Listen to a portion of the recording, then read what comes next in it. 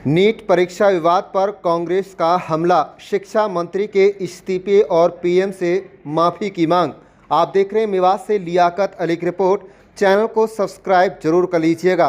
बता दें कि नूंह जिला मुख्यालय पर सोमवार को कांग्रेस नेताओं ने एक प्रेस वार्ता आयोजित कर नीट परीक्षा में पेपर लीक, परीक्षार्थियों की पारदर्शिता और युवाओं के भविष्य से जुड़े मुद्दों को लेकर केंद्र सरकार पर तीखा हमला बोला। प्रेस वार्ता में कांग्रेस जिला अध्यक्ष हाजी शहीदा खान, नूंह से कांग्रेस विधायक आफ्ताब अहमद और फिरोजपुर झिरका से विधायक मामन खान सहित संगठन के कई पदाधिकारी मौजूद रहे। नेताओं ने आरोप लगाया है कि भारतीय जनता पार्टी संवैधानिक संस्थाओं पर असंवैधानिक तरीके से कब्जा कर उन्हें अपने राजनीतिक हितों की अनुसार संचालित कर रही है, जिससे लोकतांत्रिक व्यवस्था और युवाओं का भविष्य प्रभावित हो रहा है। जिला कांग्रेस नेता आफ्ताब अहमद ने कहा कि हाल ही में दोबारा आयोजित की गई परीक्षा इस बात का प्रमाण है कि परीक्षा प्रणाली में गंभीर खामियां हैं। उन्होंने कहा कि 22 लाख से अधिक विद्यार्थी और उनके परिवार पर दोबारा परीक्षा के कारण भारी आर्थिक बोझ पड़ा है। विद्यार्थियों को कोचिंग, आवास, भोजन और यात्रा जैसे खर्चों पर सामना करना पड़ा, जिससे विशेष रूप से आर्थिक रूप से कमजोर परिवार प्रभावित हुए हैं। कार्यालय पर हमारे बहुत ही सम्मानित अध्यक्ष जिला कांग्रेस कमेटी हाजी शहीदा खान, हमारे बहुत ही जुझारू संघर्षशील विधायक साथी भाई मामन खान जी, भाई इब्राहिम इंजीनियर साहब, हमारे हाजी अख्तर हुसैन साहब, हाजी अब्बास साहब और यहाँ हमारे नए नियुक्त जो है ब्लॉक अध्यक्ष भाई अब्दुल रज़ाक, हमारे डॉक्टर साहब और सभी तमाम पदाधिकारी जो यहाँ मौजूद हैं। आज आपका इस विशेष प्रेस वार्ता में आप सबका स्वागत है। साथियों, कल ही आपने देखा होगा कि 5000 से ज़्यादा परीक्षा केंद्रों पर 22 लाख से ज़्यादा नीट का पेपर जो है वो फिर से री-नीट के नाम से वो फिर से हुआ। साथियों, मैं आज यहाँ अपने साथियों के साथ अभी पीछे 17 जून में श्री राहुल गांधी जी ने कोटा में जाके जो संवाद किया था वो किसी उसके लिए नहीं किया था, लेकिन देश को ये दर्शाया था कि अब पूरे देश में होने क्या जा रहा है। भाजपा सरकार के लिए, हथियाने के लिए कुछ भी, कोई भी कदम उठा सकती है, कहीं तक भी गिर सकती है। ये आपके सामने है। जैसे हमारे विधायक जी अभी कह रहे थे कि भाई सांसदों को खरीदा जा रहा है।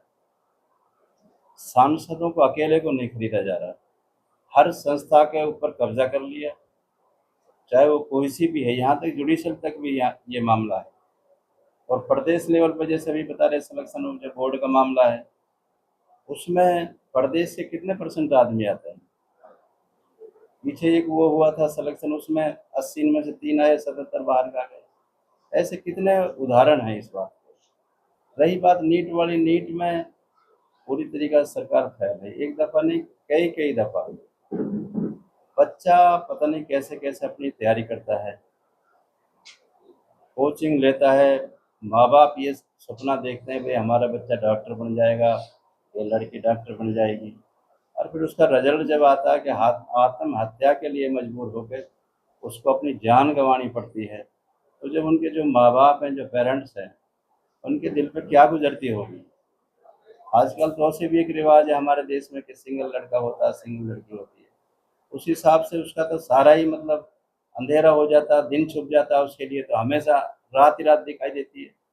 हम गहराई से देखें तो पता नहीं कितने लोग इस लेवल पे भी नहीं जाते कि वो अपना खर्चा पढ़ाई का पूरा कर सके, फिर भी लोग अपनी ज़मीन बेच के, कहीं लोन ले रहे हैं, कहीं और रिश्तेदारी से अपने जेवर बेच के। और कांग्रेस हमेशा से, चाहे युवा वर्ग हो, चाहे समाज का कोई वर्ग हो, उसको लेके हमेशा से इस सरकार से सवाल उठाती रही है। और आज भी हम आपके माध्यम से ये विशेष प्रेस वार्ता कर रहे हैं।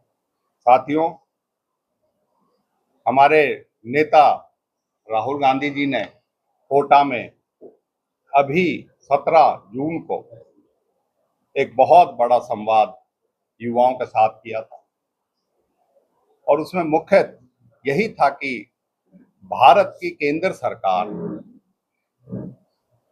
हिंदुस्तान के युवाओं के साथ, उनके भविष्य के साथ खिलवाड़ कर रही है, खास तौर पर उन युवाओं के साथ जो गरीब हैं, जो अनुसूचित जाति से आते हैं, जो समाज के कमजोर वर्गों से, उनके साथ, उनके भविष्य के साथ बहुत बड़ा खिलवाड़ कर रही है।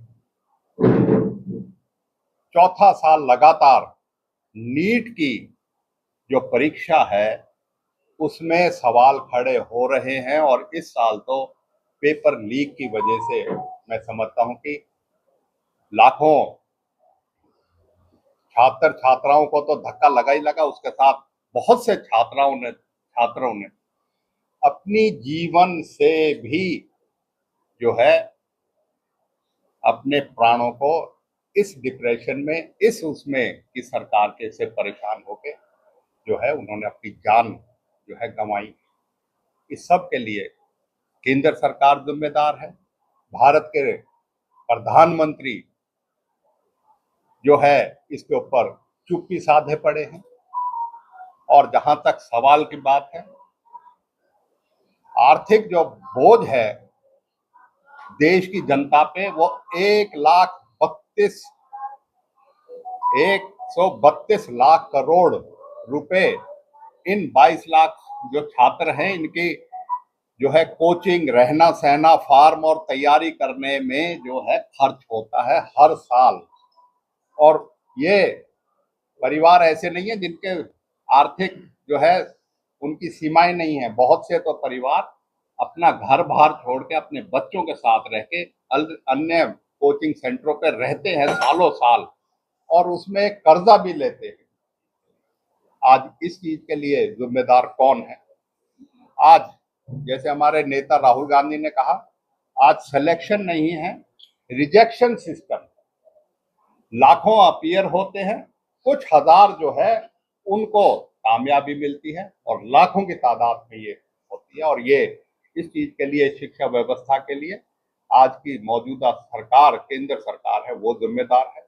और उन्होंने एक इस तरह का सिस्टम बना दिया कि जो है पहले तो परीक्षा में कुछ बच्चे हों, उसके बाद नौकरी का तो उसमें सवाल नहीं। इस विसंगति पर बढ़ते हुए और इस धांधलियों के वजह से आज बच्चे परीक्षा नहीं दे सकते और बेरोजगारी का आलम यह है कि बेरोजगारी लगातार बढ़ रही है। आज देश का सरकारी तंत्र जो है उच्च शिक्षा माफिया के दबाव में है, जो शिक्षा माफिया पैसे कमाने के लिए बच्चों के भविष्य से खिलवाड़ करता है। और हमारे जो शिक्षा मंत्री है भारत सरकार के, धर्मेंद्र प्रधान, वो जो है बड़ी बेशर्मी से अपने पद पे बैठे हुए हैं, जबकि लाखों बच्चों के खिलवाड़ होता रहा और उन्होंने एनटीए के ऊपर ये कर दिया, नेशनल टैलेंट एजेंसी के ऊपर अपना ठीकरा फोड़ दिया, जबकि जिम्मेदारी उसकी थी। आज हम आपके माध्यम से, कांग्रेस का ये मंच है, उसमें मांग करते हैं कि धर्मेंद्र प्रधान का तुरंत इस्तीफा हो, जिससे कि कल का जो पेपर हुआ है उसमें जो बच्चे हैं जो बार बार उनको इस तरह का जो है परेशानी झेलनी पड़ी है, मानसिक तनाव में रहे हैं, उनको कुछ और भारत सरकार को अपनी जिम्मेदारी का एहसास हो और मोदी जी जो प्रधानमंत्री हैं वो जो है इसके ऊपर अपनी चुप्पी को तोड़े। आज इसी बात के लिए हमारी जो है ये विशेष प्रेस वार्ता है और इस विशेष प्रेस वार्ता में यही है कि केंद्र में तो ये पेपर लीक हुए हरियाणा में भी, मैं आपके बीच में कहना चाहता हूं कि हरियाणा में भी पब्लिक सर्विस कमीशन और हरियाणा स्टाफ सिलेक्शन कमीशन ये ऐसे औजार बन गए हैं जो है खर्ची पर्ची का जो सरकार नारा देती थी वो खर्ची पर्ची का नहीं, आजकल तो बोरा और बोरी की बात करो उसमें नौकरी मिलती है। और किसी बच्चा का जो है ये विश्वास नहीं होता कि कब उसकी जो है पेपर लीक नहीं होगा, कब उसकी पेपर लीक की कब पेपर उसका कैंसिल नहीं होगा, कब उस चीज को जो परीक्षा है वो रद्द कर दी जाएगी और कब नौकरी जो है मिलेगी, क्योंकि हरियाणा के बच्चों को तो रोजगार में जो बड़े बड़े रोजगार हैं, बड़े बड़े उसमें हैं, एक एक दो दो बच्चे 100 सैकड़ों में कोई लगते हैं। तो ये सरकार जो है बेरोजगार बढ़ाते हुए और बच्चों के और शिक्षा को एक इन्होंने व्यापार बना दिया है और बच्चों की जो महत्वाकांक्षाएं आशाएं हैं उसको साथ खिलवाड़ कर रही है। और हम यही मांग करते हैं कि प्रधानमंत्री अपनी चुप्पी तोड़ के देश के सामने इन छात्राओं के सामने जो कमी हुई है उनके ऊपर बयान दे, धर्मेंद्र प्रधान का इस्तीफा हो और एनटीए को तुरंत जो है उसको भंग किया जाए। ये हम आज आपके बीच में इस प्रेस कॉन्फ्रेंस के माध्यम से कहना चाहते हैं। मैं अब यहाँ तक पहुँचने की कोशिश करते हैं और सरकार के तो बिल्कुल ही एकदम से यही नहीं लग रहा कि सरकार भी कोई चीज़ है। तो हम ये तुरंत प्रभाव से ये कहना चाहते हैं, कांग्रेस जन जितने भी हैं, श्री राहुल गांधी ने कही, जितने भी हमारे और सीनियर नेता हैं, सभी ये चाहते हैं कि जो यहाँ अपना शिक्षा मंत्री है, केंद्रीय शिक्षा मंत्री, उसको तुरंत प्रभाव से हटाया जाए और प्रधानमंत्री जी इसमें अपनी ज़बान से ये कहे कि भाई मैं ये करने जा रहा हूँ, आगे ये नहीं होगा। इनका कहने से क्या है, अब इतने ऐसे करते हैं, पता नहीं ये दूसरे देश से कोई जंग हो रही है। पेपर में भी पेपर बच्चा जाता है, फ्रेश होकर जाता है, वो दबाव ना माने तभी तो पेपर सही दे पाएगा। जैसे इन्होंने हालात पैदा कर रखे हैं, इनको सिर्फ लगता है बीजेपी वालों को सरकार चाहिए, किसी प्रकार से आ जाए, कहीं किसी मजहब से, कहीं आप से, जाति से जाति, इनके अलावा कुछ इनके पास काम ही नहीं बच रहा है। अब देखते हैं प्रशासन में, मैं ये भी कहना चाहता हूँ साथ साथ, यहाँ इतने लोगों के साथ आजकल अत्याचार हो रहा है कि पुलिस इतना वो करती है कि रोज चालान होते हैं। 112 है तो सहायता के लिए, लेकिन उससे वो उनको भी कॉपी दे दी उसकी चालान की, वो भी चालान काट रहे हैं, छोटे छोटे रास्तों में करते हैं और सुनने को तैयार नहीं है। कम से कम हमने ये इतना तो उन्हें मानना चाहिए कि यहाँ कोई उसको क्या मिलेगा, कोई गोल्ड मेडल नहीं मिलेगा प्रशासन को और एसपी साहब को, जो ये गरीब आदमी का खून चूसने का काम करते हैं। तो ये भी तुरंत प्रभाव से प्रशासन को ये बात करनी चाहिए। और मुझे उम्मीद और भरोसा है कि अगर आज एसपी साहब हों तो मैं आप लोगों से भी रिक्वेस्ट करते हैं कि हम जाके उससे मिलें, कम से कम ये बात रखें। 112 सिर्फ एक हेल्प के लिए है, अगर किसी को इमरजेंसी काम में चला जाती है, भाई डायल कर दो, लेकिन उनको भी वो दे दी चालान कॉपी, तो ये कहाँ तक ऐसे चलेगा? खाली मेवात में ही है ये। तो मैं ज़्यादा ना कहते हुए आप लोगों का दोबारा यहाँ आने पर स्वागत भी करता हूँ, धन्यवाद करता हूँ और उम्मीद वो भी करता हूँ कि सरकार इस बात को सुनने के लिए मजबूर हो गए, हमें ना करे कि हम सब रोड पे जाकर प्रदर्शन करें, धरना पे बैठें। और संघर्ष करने के लिए हम तैयार ही हैं, उसमें तो कोई बात नहीं। 24 घंटा तो कांग्रेस जो हमारे नियुक्त जो 6 ब्लॉक अध्यक्ष आए, उनका भी मैं मुबारकबाद देते हुए धन्यवाद करता हूँ। और बॉडी लगभग 12 साल में तैयार होने जा रही है, तो थोड़ा सा जो भी अगर इसमें 1% भी होते या मैं थोड़ा, हमारी जो जनरल बॉडी है इसमें फेरबदल होने की उम्मीद है कि आदेश आए हुए हैं उसमें। मैं अपनी बात को ख़त्म करते हुए आप सबका धन्यवाद।